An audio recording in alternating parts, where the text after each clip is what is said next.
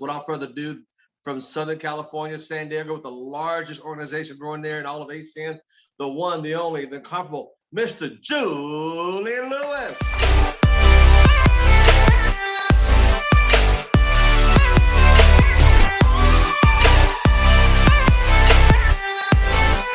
Good morning, everyone. Good morning, Mr. Thomas. It's good to see your face.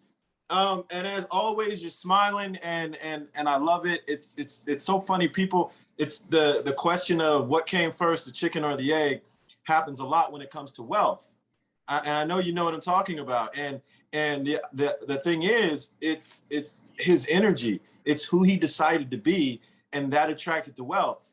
And I'm so excited that you get to be our mentor, that you are sharing with us everything that you've been able to experience throughout your life and pouring into us. And the combination of being a great dad and a great mentor is what you bring to the table for me. And it's impressive, and I'm humbled in being able to experience that with you. So I appreciate you and everything that you do for us and all of ACN as well. And ladies and gentlemen, I'm very excited to be with all of you in July. My job this month, if you're taking notes, you want to write this down. I hope you're ready for this. My job is to mess you up. Okay, that's my job this month, and I'm going to do it in a way that hasn't been done yet. And I'm saying this because as I've been on these calls over a year with all of you, Mr. Thomas, a lot of the leaders, what I've noticed is that we all train a lot about mindset. We all train a lot about the inside job, and that's great. And I'm going to touch on a little of that throughout this month. But what I'm really going to focus on as well is the process, because one thing's for sure, and if you're taking notes, you want to write this down. One thing's for sure. Team, take this down, team, T-E-A-M, team beats talent when talent isn't a team. I want you to write that down. Team beats talent when talent isn't a team. I learned something in high school. I played with a football team, and we won CIF. You guys know anybody who played high school sports, winning CIF is a big deal, especially when you're in the type of school that we're in. We're one of the largest schools, so we played at the highest division. I'm not going to get into what all that is, but we played what's called Palomar League football. We were one of the highest divisions, and so there was a lot of competition. And there was this team, ironically, okay, so our team is called Rancho Bernardo High School. So ironically, all you know, Eileen, right? Her team was she in high school was called Morris. And talent-wise, they had more talent individually than our entire team. It's just the way it was.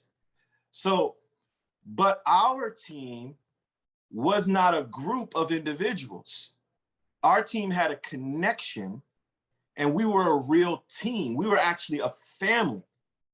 We played like one.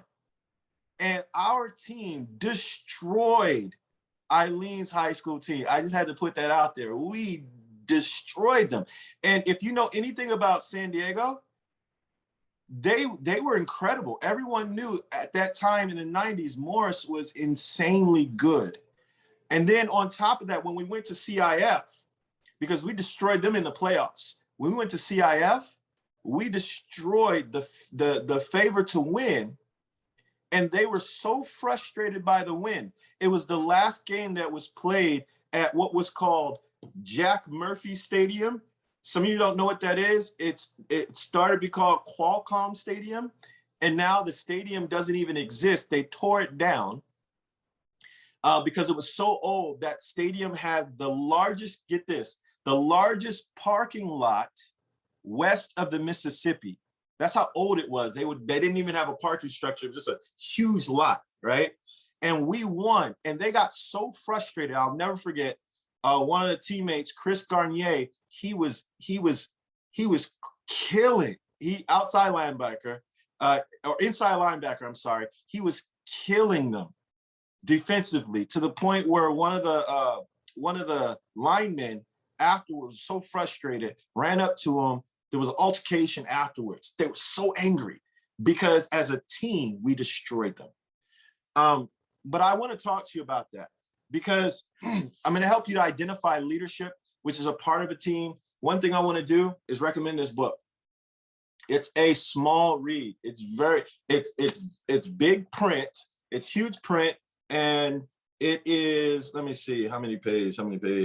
It's 160 pages, 161 page read. Very small book, but it is amazing. It was written by John Gordon, who is the best-selling author of The Energy Bus. Incredible read too, I recommend it. And Mike Smith, who was a former head coach of the Atlanta Falcons when they were winning, all right? So this book is brilliant, and it has nothing to do with football. It has everything to do with building a successful organization and being the right type of leader. And one thing that I've noticed is that success leaves clues in everything, especially in leadership. I don't care if you look at spiritual leaders, if you look at political leaders, the good ones, if you look at leaders in great teams, they all have the same principles in common. They embody them. And so I want to talk to you about what a leader is, and then I'm going to go into, and a little bit later in the call, the book is called You Win in the Locker Room First. I'm going to post that up on the chat in a second, but I'm going to go into a video, and it's a quick 5-minute video on what leadership is, because leadership seems like it's this intangible thing that you can't reach, you can't grab and grasp. And we point to people and say, oh, he's a leader, she's a leader, they're leaders. And leadership, as Mr. Thomas has said many times before, has almost lost its luster because we throw the name around so much. Leader, leader, leader, leader, you're the leader. We'll follow the leader, right? It's the leader. And now leader is normalized, but it isn't. A true leader is something, and I want to show you what it takes to be a leader through this video. And then after the video, we're going to talk a little bit about team, and then and as we transition, it's going to go into ACN, because I need to help you identify what a real leader is so you'll know what it isn't. I need to help you to identify who to follow in ACN and who not to follow based on their conversation and what they do, which is their behavior, their output. You're going to know what to really pay attention to and what not to, because everyone is people that are producing. They're good people, but not all production is the same. I want to tell you this. 2 people put up the same amount of numbers. One person is moving to the top, and the other one is doing what we call churn and burn. And I'm going to tell you the difference so that you can understand that. And throughout our talks during the month, we're going to break down the ACN system so that you understand it. Because one thing's for sure, when my mentor and my first mentor got together, what we created was a system that was so big, it identified talented people that fell in love with the process. It had nothing to do with us. It was scalable. And because of it, it was consistent. We churned out consistent President's Club members quarter after quarter after quarter, consistent results quarter after quarter after quarter. And I want to make sure that each and every single one of you as up and coming leaders have the ability to see what it is, why it is, and be able to accomplish it in your business. Is that okay, guys? All right, so let's get to this video on what leadership is. So if you're taking notes, this is Leadership Explained in 5 minutes by someone that changed my life in this business.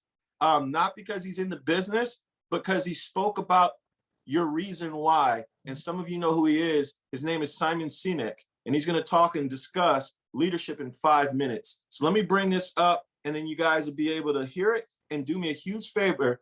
Stay focused. This whole thing is recorded, so stay focused. Don't try to rush and take down all the notes on the video. I just want you to get really, really focused on paying attention to what Simon said, and then you can follow it back up with the recording later and take notes on it now.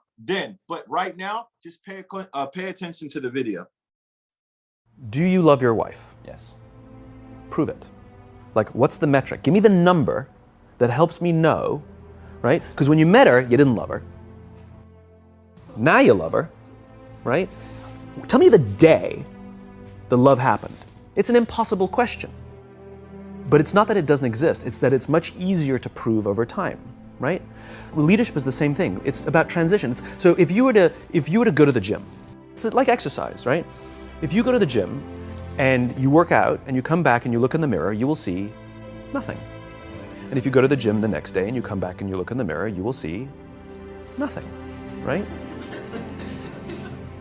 So clearly there's no results, can't be measured, it must not be effective. So we quit, right?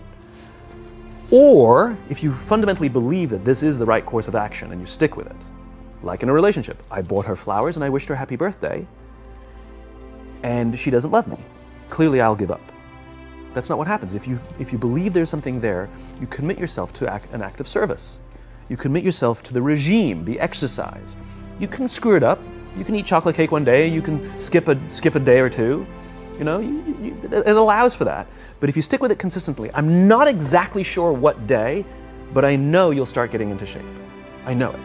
And the same with the relationship. It's not about the events. It's not about intensity. It's about consistency, right? You go to the dentist twice a year, your teeth will fall out. You have to brush your teeth every day for 2 minutes. What does brushing your teeth twice a day for 2 minutes do? Nothing. Unless you do it every day, twice a day for 2 minutes, right? It's the consistency. Going to the gym for 9 hours does not get you into shape. Working out every day for 20 minutes gets you into shape. So the problem is we treat leadership with intensity. We have a 2-day offsite, we invite a bunch of speakers, we give everybody a certificate, you're a leader, right? Those things are like going to the dentist. They're very important, they're good for reminding us or getting us back on track, learning new lessons, but it's the daily practice of all the monotonous, little, boring things like brushing your teeth that matter the most. She didn't fall in love with you because you remembered her birthday and bought her flowers on Valentine's Day. She fell in love with you because when you woke up in the morning, you said good morning to her before you checked your phone. She fell in love with you because when you went to the fridge to get yourself a drink, you got her one without even asking. She fell in love with you because when you had an amazing day at work and she came home and she had a terrible day at work, you didn't say, yeah, but let me tell you about my day. You sat and listened to her awful day and you didn't say a thing about your amazing day. This is why she fell in love with you. I can't tell you exactly what day, and it was no particular thing you did. It was the accumulation of all of those little things that she woke up one day and as if she pressed a button, she goes, I love him, right? Leadership is exactly the same. There's no event. There's no thing I can tell you you have to do that your people will trust you. It just doesn't work that way. It's an accumulation of lots and lots of little things that anyone by themselves is innocuous and useless. Literally, pointless by themselves. People will look at little things that are good leadership practices and say, that won't work, and you're absolutely right. But if you do it consistently, and you do it in combination with lots of other little things, like saying good morning to someone, that looking them in the eye. My friend George, who's a 3-star general in the Marine Corps, he says his test for leadership, and I love this, he goes, his test for a good leader is if you ask somebody how their day is going, you actually care about the answer. The number of times we're walking to a meeting, we're rushing, we go, how are you? Not good, I got to get to you later, I'm late for a meeting. Right. If you ask the question, you were standing there and you were listening to the answer. It's those little innocuous things that you do over and over and over and over that people will say, I love my job. Not I like my job. I like my job means, yeah, the challenge is great, they pay me well, I like the people. I love my job means, I don't want to work anywhere else. I don't care how much somebody else is willing to pay me. I'm devoted to the people here, and I care desperately about the people here as if they were my family. In business, we have colleagues and coworkers. In the military, they have brothers and sisters. That's how they think of each other. If you really have a strong corporate culture, the people will think of each other like brothers and sisters. It's like a family, right? No, brothers and sisters. Deep love. Fight, but the love doesn't go away. Bicker, the love doesn't go away. And I'll fight with my sister, but if you threaten my sister, you're gonna have to deal with me, right? We'll fight internally, we'll bicker with each other, but nobody's gonna hurt each other, and if anything from the outside shows up, you're looking at a unified front. Brothers and sisters. Now, how do you create brothers and sisters out of strangers? Common beliefs, common values, parents, in other words, executives who care about their children's success, who care to raise their children, teach them skills, discipline them when necessary, help them build their self-confidence so that they can go on and achieve something more than you could have ever imagined achieving for yourself.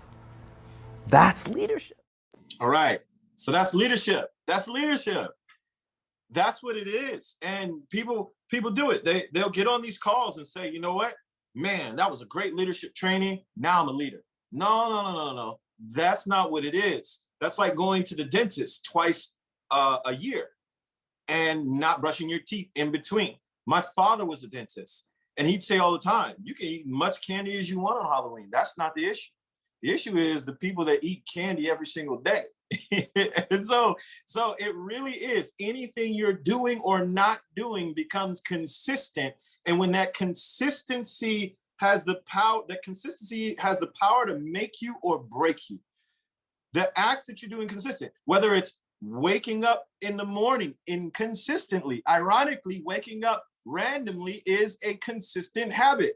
So if you're not intentionally doing things consistently, then you're not building towards something. If you're in the gym, people ask, well, what workout did you do to create such amazing abs? Has nothing to do with what workout. It was the consistency in my nutrition. It was the consistency in my habits. It had nothing to do with one workout. And that's how most people think. I was talking to one of the leaders on one of the regional directors in this organization, and they were blown away. One of our friends is killing it right now in ACN. He's killing it. Like, he is killing it.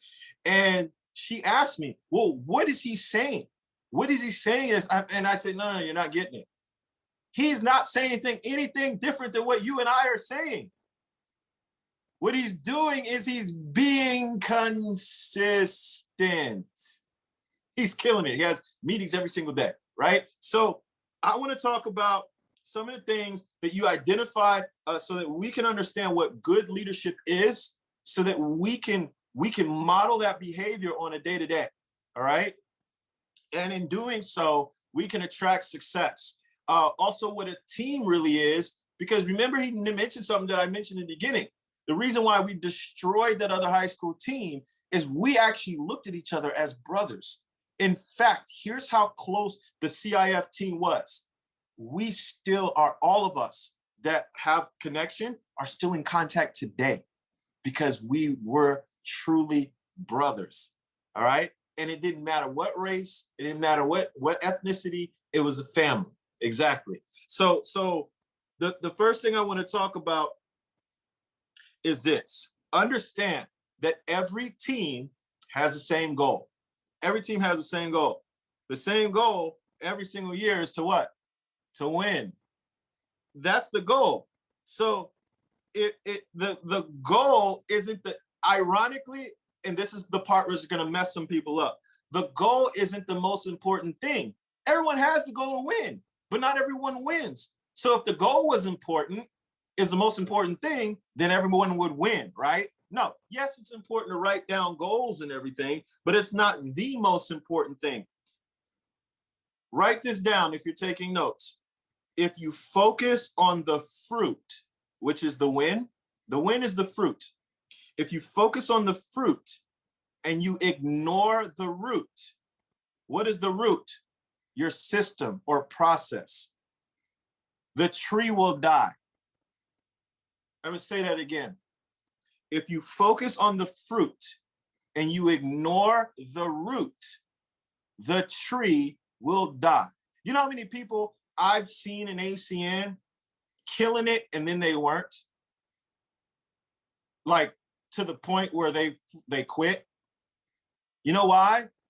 Because they had an upline that was praising the fruit, but that leader didn't care enough to look and see what was going on at the root of that up and coming star's momentum.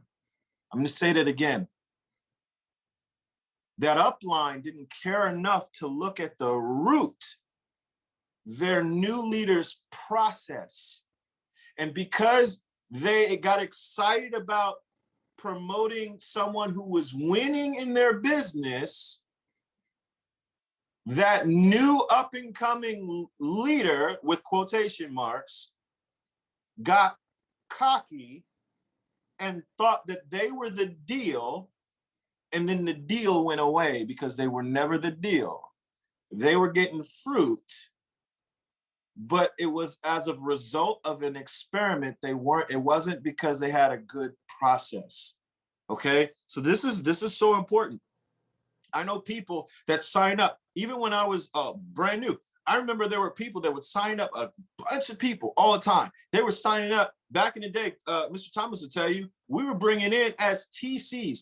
TC back then is what RD is right now. So because they merged it together. It used to be TC and then RD. And then they said, yeah. So now it's all RD. We were doing over 100 apps a month as TCs. I knew TCs, they were doing close to, and Mr. Thomas, you can nod your head yes or no if this is true. There were TCs at that time that were doing close to 200 apps a month, yes or no? He froze. I don't know. I can't see you. You froze, Mr. Thomas. Are you there? Yes or no? Okay, so, but here's what happened. Yes. The TCs that maybe were doing 80, 90 apps that had a process, that were following a system, over time outproduced the TCs that were doing 200 apps just throwing spaghetti on the wall. Okay? And here's why. It's because what most people don't realize is when you're in a sales focused or a production focused business, you can make the mistake of just trying to do anything to throw the numbers up. And what you do as a team is that you run away from the things that make you successful because you're so focused on the fruit that the tree dies in the process of looking at ways to show fruit because you get recognition for it. So you become recognition hungry, and that destroys your entire tree. Guys, I could care less if you sign up people every single day. Are you getting them promoted to ETL? Are they getting paid and promoted? I will never tout leadership that's signing up people every single day and they're not getting them promoted to ETL. Here's why. Because it means you don't have a process. You don't have a system, and that is not something that I want to duplicate.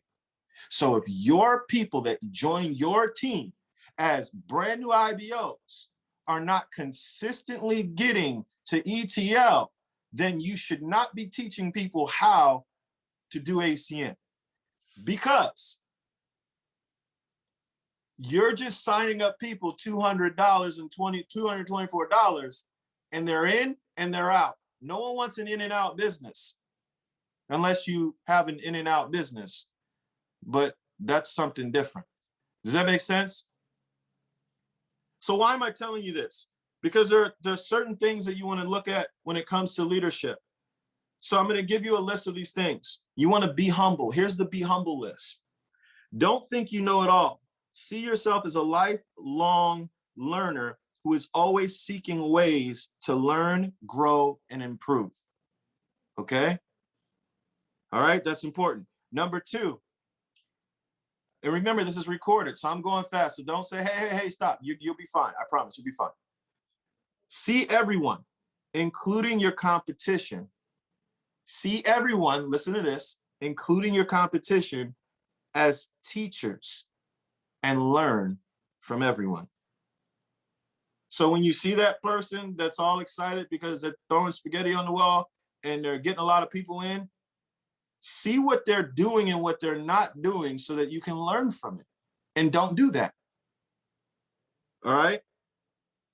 Be open to new ideas. This is one of the most important ones because this kills old leaders all the time. Old leaders got so used to doing it one way. They become a one-trick animal, right? Is a one-trick animal. So you don't want to be the one-trick animal because you'll die. Don't be that. You're not an animal anyway. You're a human, which means you can learn new things. All right. So be open to new ideas, strategies, ideas and strategies to take your work and team to the next level. If you stay stuck in the 80s and we're in the 2021s, even if you were successful in the 90s, or even if you were successful in the 60s, you will kill your 2021 organization because there will be a disconnect and you will not be able to bridge the gap because they will feel that your time has passed. You become you don't want to become that leader, all right? When people tell you that you are great, don't let it go to your head. And when they tell you you stink, don't let it go to your head. It's important, both of those. Next one, live with humility, because the minute you think you have arrived at the door of greatness, it will get shut in your face. Live with humility, because the minute you think you have arrived at the door of greatness, it will shut in your face. Also, remember that today's headlines are tomorrow's fish wrap. Today's headlines are tomorrow's fish wrap. What does that mean? That means if today's headlines, you bombed miserably, no one's going to care tomorrow anyway. And oh, what if today's headlines is you are the man or the woman? Guess what? You can't pay today's bills with yesterday's victories. You need new victories. Does that make sense, you guys? All right, now what's the be hungry list? Be hungry, be hungry, be hungry. Seek out new ideas, new strategies, and new ways to push yourself and your team out of your comfort zone. Comfort zone. Some people are afraid, like Mr. Thomas says, some people are afraid to go out the house, right? Some people are afraid to get on the internet. Both of those are the same things. You're killing yourself in both ways because you're not balanced. Look, you can ask Eileen. If it wasn't for network marketing, I'm an introvert by nature. If it wasn't for network marketing and my businesses outside of network marketing, you would never see me on social media. I wouldn't have a presence. I wouldn't even show up. Even the 99% I take a lot of pictures. 99.9% of the pictures I take never make it to social media. You know why? Because that's not me. On an app, we started a group called the Introvert Network. Why? Because that's who I am. So what am I telling you? Me getting on social media steps out of my comfort zone. Why? Because I know other people in the industry that are making over $1 million a month. Not me. I'm not talking about me. They're making over $1 million a month because they figured out how to expose more people through social media. So they're getting to more people faster. Me understanding that means if I can learn how to do that, I can do that as well. Also, I know that Generation Y and Generation Z, the millennials and Generation Z, guess what they're all doing? They're online. So if I want to see them, I'm going to see them there. It just makes sense. All right, now, be willing to pay the price that greatness requires. Don't be average. Strive to be great. Become the hardest worker. You've heard this from Mr. Thomas all the time. He said, I will outwork you. Become the hardest worker in your team. And then become the hardest working team you know. Love the process, and you'll love what the process produces. Make your life and work a quest for excellence. Every day, ask, how can I be better today than I was yesterday? And lastly, don't rest on past laurels. Make your next work your best work. Okay, so when it comes to all that, what I'm doing is giving you principles to understand and live by in ACN so that you can adopt these philosophies in your business. And when you can adopt them in your business, you're going to go far. Okay. So remember I touched on the root and the fruit. This is a key point that I want to make sure we hit home with. And yeah, I'm beating this point up because I see so many people that burn out in ACN because they're scrambling so hard to produce that they don't have a system that's scalable. And then what happens is, because it's happened to me, I became very talented. And I just want to be upfront and really authentic with you guys, really blunt. In our team, there was nobody. And there's a few people that know both of us. I see Michael Hampton. He'll tell you. I see Marie Belena. I see a lot of people. And Mike, you know this. In our old team, there's nobody that could close like me and Nakota. Nobody. No. When I say nobody, I mean nobody. We could close anyone at any time. Before anyone in our team existed, we would go and we would have like closing wars, me and him, where we'd figure out a way to close somebody on a napkin presentation. This is called old school network marketing. I could talk to you for 5 minutes and you're signing up $4.99. We attempted to train our team to close. We had trainings about peeling back the onion. We had all these trainings. And here's what we found. People couldn't do what we could do. And when they couldn't do what we could do, that made us look special. And here's the problem with looking special. When you're special, people don't feel they can duplicate it. And if they don't feel that they can do what you can do, how the hell are you going to duplicate an organization of leaders? Listen. You could get a huge organization of followers that want to be at your feet and do this. But guess what happens? If they're doing this, you will never, ever be able to stop doing what you're doing, because when you stop, it stops. And that's why I say take notes on the good, the bad, the ugly, right? So why am I trying to say this? Because when leaders get focused on the fruit, they get controlling about how it works, and they have to do everything. And that is their demise when it comes to network marketing. So when leaders become focused on the fruit instead of the root and worry about the outcome instead of the process of developing team members, they may survive in the short run, but they will not thrive in the long run. Self-serving leaders don't leave legacies that change the world for the better. They may win a few championships. They may even make money and achieve some fame in the short run. But true greatness is achieved when a leader brings out the greatness in who? In others.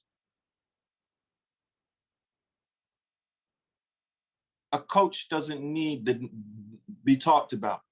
You hear about Michael Jordan. You hear about Scottie Pippen. You hear about Kobe Bryant. You hear about Shaq. And yes, we know the coach in the background, Phil, was making it happen. But who do you hear talked about more? The players. Why? Because the coach understood that if I create a process, a system, and that we as a team are a family, then we can beat the best of the best. Because remember what I said in the beginning, team beats talent when talent isn't a team. Never mistake a group of individuals on a Zoom for a team. The reason why we came up with a team name is because we understood that this is a team. Our team is the blueprint. Why? Because we give you the foundation and the steps necessary for you yourself to go out and win and create what? Your own team. That is the point. So we got to get back to basics. The rest of this, the month, we're going to talk about the system. We're going to be talking about what you should be focusing on during the week. We're going to talk about events, how your basic events, your PBZs and your launches should be rolling into something bigger called a training. Where at the training, they're promoting the next big event. And we have an event to an event culture. So if you're all over the place just doing stuff because you're doing stuff, it's not going to be something scalable, and people are going to be confused. It's going to seem complex, and no one's going to want to do it. And if you're doing everything by yourself, I'm going to tell you something. It doesn't look attractive. To me as a leader, if I came into ACM and I seen you doing everything like McDonald's, if I saw you were the owner and you were mopping the floors and you were making the burgers and you were making the fries, and then all of a sudden you were at the cashier and then you told me you were making $1 million a year, I said, keep that garbage. I'm not going to waste my whole life scrubbing somebody's restaurant. You clean the bathrooms too? No. I'm good. And you don't even realize by being that person, you are losing sharks who would kill this thing if they saw that you had a well-oiled machine, AKA system. All right. So with that being said, leadership, team is family. Don't make it about you. Be about others, because service to many leads to greatness. With that being said, I can't wait for the next 3 weeks of this, guys, because I'm pulling out everything. So I'm looking forward to showing you guys how we built a massive system that was able to grow with or without us. And with that, Mr. Thomas, I will turn the call back over to you.